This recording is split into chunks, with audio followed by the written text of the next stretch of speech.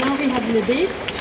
Libby is next. Libby coming up, yes. What did she say? Yeah, Hi. so Libby comes from Falmouth University, that's where she did her degree, and she actually had access to huge amounts of seaweed, didn't you? Yes. I did, yeah. So that set Libby thinking, well, first of all, you were horrified by the pollution on the beaches, weren't you?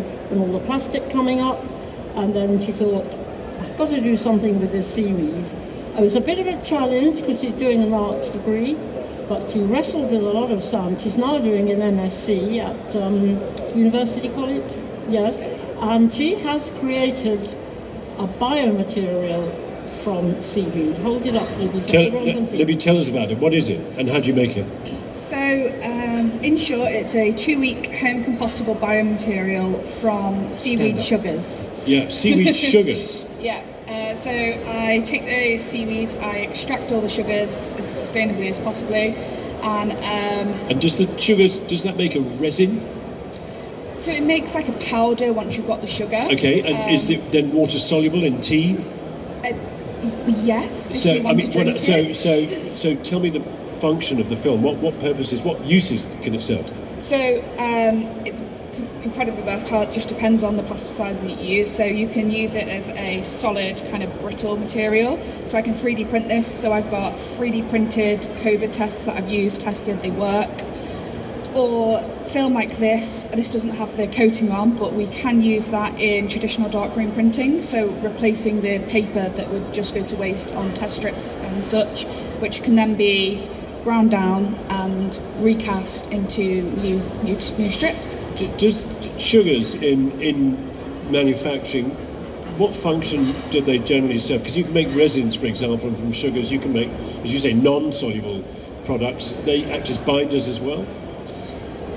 So yes, it does act as a binder. I also use an external binder just to kind of basically to change its properties. So it's the binder of glycerol that I use to change it from kind of being very flexible. Like a plastic bag, yeah. Yeah, I mean that would snap if I wanted to. So what we're talking about here is effectively seaweed replacing fossil fuel oil to be able to make plastics. Yes. Yeah. Because it seems to me that every electric car manufacturer is trying to figure out how they make a car with less metal and less plastic from oil, and they're now all looking for these alternative and sustainable sources. It's a big biomaterial trend, isn't it? Where do you think this sits in the future in terms of what the work you're doing and what you see going on in industry? So the main kind of area I want to go with this is into medical kits, so COVID tests, pregnancy tests. If you think the amount of plastic we built up in COVID alone, whereas this, you pop it in your food compost bin and it's gone within 2 weeks. Wow, amazing. And you've coloured the samples here with all your wonderful natural dyes from So the bright pink is used for fermented red seaweed, and the yellow is kind of your traditional natural dye of turmeric. So hang on, this is also a dye made from seaweed, which is actually quite a traditional thing, isn't it? I mean, for centuries people have used seaweeds for dye colours. Yeah, it gives you amazing. Like a pretty bright pink. Very coherent. Thank you so much. Thank you. Yeah, thank you, Libby. Yeah. Well, thank you very much, Libby. Give her a round of applause. Wonderful thing. So now we have